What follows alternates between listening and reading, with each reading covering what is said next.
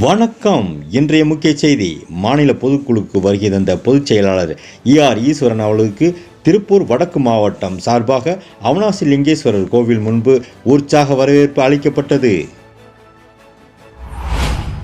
கொங்குநாடு மக்கள் தேசிய கட்சி கொடியை நமது பொதுச் செயலாளர் ஈஸ்வரன் அவர்கள் அவிநாசி தாலுகா அலுவலகம் முன்பு கொடியேற்றி வைத்தார். அதன் பிறகு அவிநாசி சூளையில் கொடியேற்றி வைத்தார்.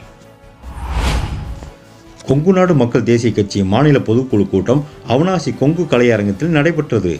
பொதுக்குழு கூட்டத்தில் அவைத்தலைவராக ஈரோடு ஜெகநாதன் அவர்கள் பேரவைத் தலைவர் ஐயா டி தேவராஜன் அவர்களால் தேர்ந்தெடுக்கப்பட்டார்.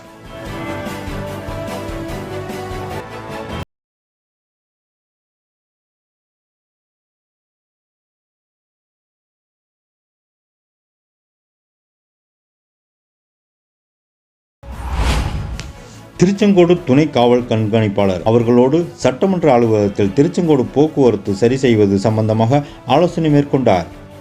இத்துடன் இன்றைய செய்தி நிறைவடைகிறது. நன்றி, வணக்கம்.